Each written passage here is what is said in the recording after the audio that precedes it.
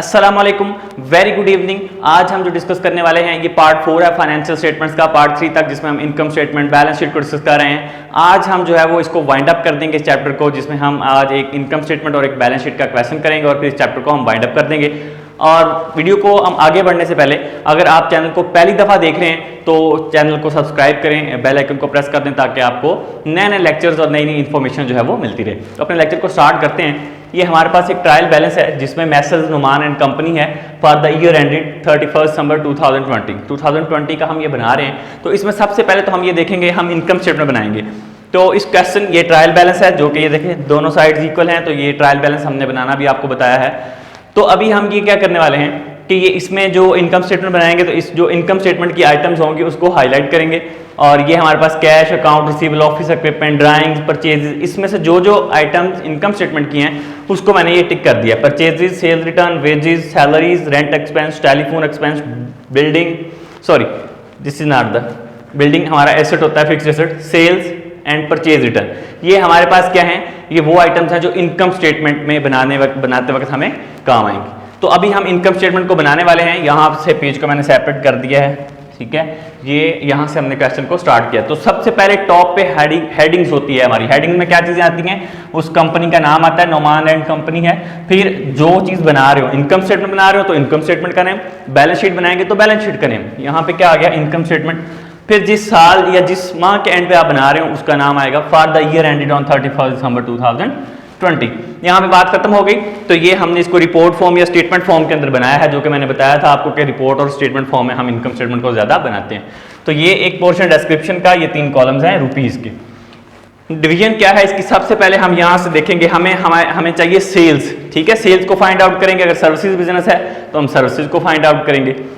यहाँ पे अब हमारे पास ये पड़ी है सेल्स। सेल्स हमारे पास थी, सेल्स रेवेन्यू के नाम से मैंने लिख दी 28,850, ठीक है। अब भाई आपने देखना है कोई डिस्काउंट तो नहीं है, सेल्स डिस्काउंट या फिर सेल जो है वो सेल्स रिटर्न हो। तो क्वेश्चन के अंदर अगर हम देखें तो हमें यहाँ पे सेल्स रिटर्न मिल रहा है, ठीक है। ये हमारे पास पड़ा है सेल्स रिटर्न। तो सेल्स रिटर्न को माइनस कर देंगे हम।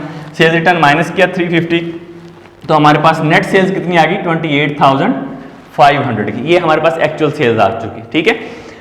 नेक्स्ट मैंने प्रोसेस में आपको जब इनकम स्टेटमेंट बनाना आपको मर्चेंडाइजिंग कंसर्न की बताई थी, तो मैंने बताया था उसमें से नेट सेल्स में से हम सीजीएस को माइनस करते हैं, कॉस्ट ऑफ गुड्स सोल्ड। अगर तो क्वेश्चन में सीजीएस के नाम से कोई हेडिंग है तो वो आप कर देंगे, अगर नहीं है तो फिर हम उसको कैलकुलेट करेंगे सबसे पहले।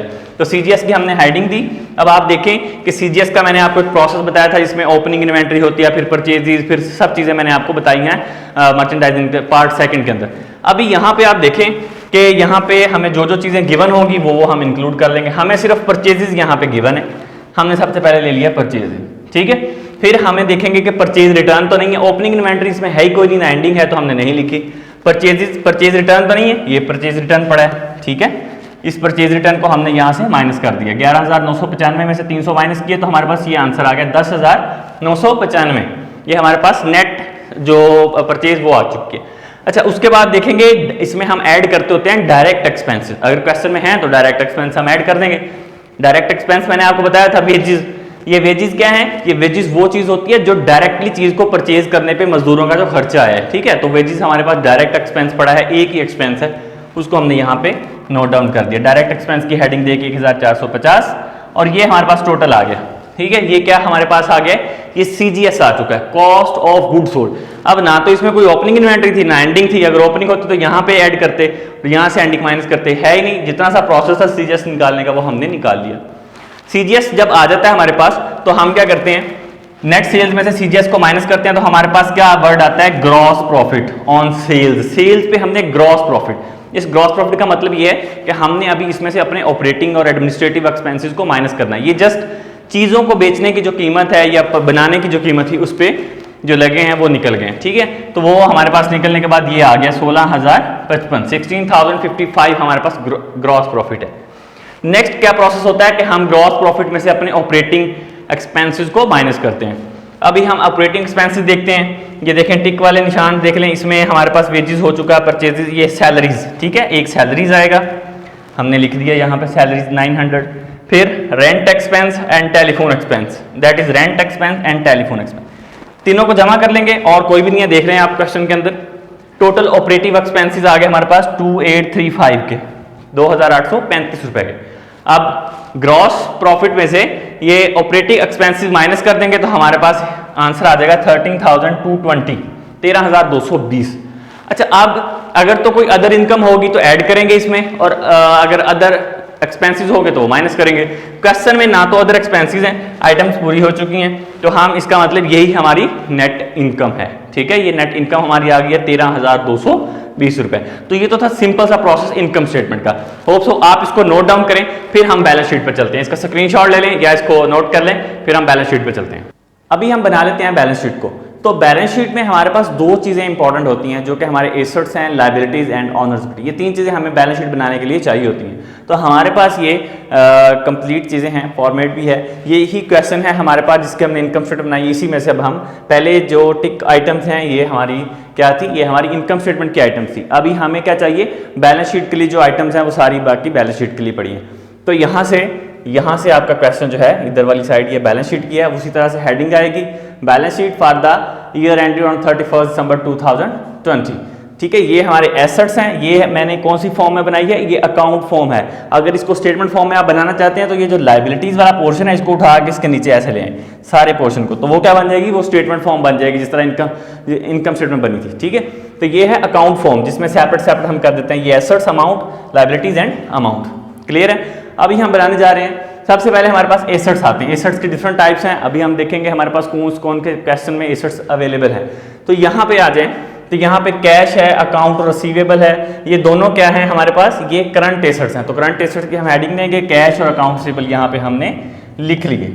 क्लियर हो गया। अभी हम देखेंगे कोई फिक्स्ड इसमें है, फिक्स्ड हमें मिलेगा यहाँ पे, ये देखें एक बिल्डिंग है। ठीक है, और हमारे पास ये ऑफिस इक्विपमेंट पड़ा है, ये एक ऑफिस इक्विपमेंट है और ये एक बिल्डिंग है। ये दोनों क्या है हमारी, ये फिक्स्ड आइटम्स है।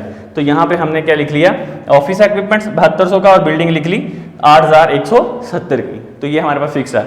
अभी हम इसमें देखेंगे हमारे पास इंटेंजिबल एसेट्स, फिक्स्ड एसेट्स, इस तरह की कोई भी आइटम पड़ी है। तो इस पूरे क्वेश्चन में इस तरह की कोई भी हमारे पास आइटम नहीं है, तो हमने उसको सबको स्किप कर दिया।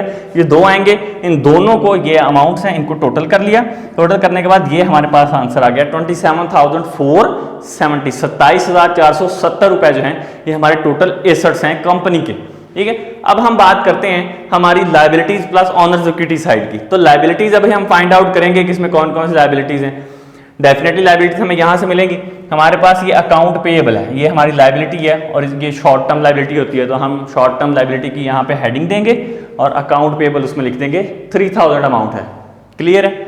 अब इसके बाद इसमें और कोई भी शॉर्ट टर्म नहीं है, ना ही लॉन्ग टर्म है। अगर लॉन्ग टर्म होती तो बैंक लोन होता, मॉर्टगेज लोन होता, अगर शॉर्ट टर्म में और आती तो नोट्स रिसीवेबल, नोट्स पेएबल आ जाते, लेकिन ऐसा कुछ भी नहीं है। तो अकाउंट पेएबल थी तो वही हमारी टोटल लायबिलिटीज होगी। तो ये हमने टोटल लायबिलिटीज की हेडिंग दे के वहां पे 3000 अमाउंट हमने लिख दी।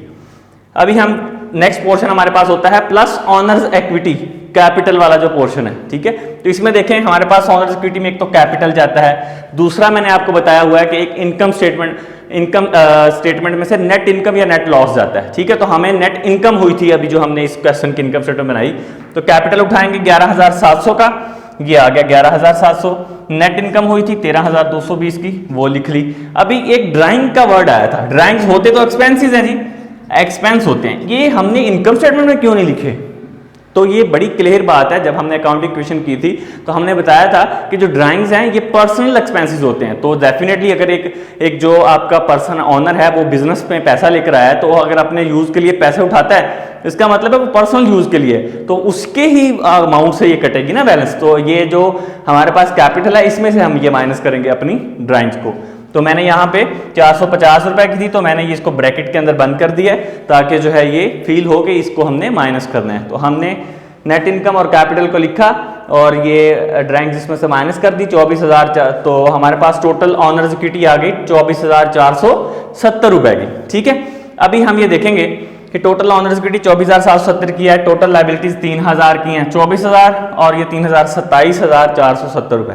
तो ये हमारी आ गई liabilities and honours equity side, और ये टोटल एसेट्स 27,470। तो हमें हमारा रूल ये कहता है कि जो बैलेंस शीट में assets is equal to liabilities plus owner equity होते हैं। अगर तो ये ऐसे है तो इसका मतलब हमारा क्वेश्चन ठीक है, अगर ऐसे नहीं आ रहा तो इसका मतलब हमारा क्वेश्चन कहीं ना कोई ट्रांजैक्शन मिसिंग है, कहीं एरर आ रहा है। ठीक है, तो ये है यहाँ पे हमारा क्वेश्चन कंप्लीट हो गया है, जिसमें हमने इनकम स्टेटमेंट और बैलेंस शीट की। इसका स्क्रीनशॉट ले लें, इसकी वीडियो बना लें, इसको जो है वो आप इसको सेव करें, अपने नोटबुक पे नोट करें। अगर इस और क्वेश्चन की ज़्यादा से ज़्यादा प्रैक्टिस करें। अगर आपको नहीं समझ आता तो हमसे पूछें, हमें कमेंट करें, हमें बताएं आपको वीडियो कैसी लगी। वीडियो अच्छी लगी तो इसको लाइक करें, चैनल को सब्सक्राइब करें। Thank you very much for watching this video.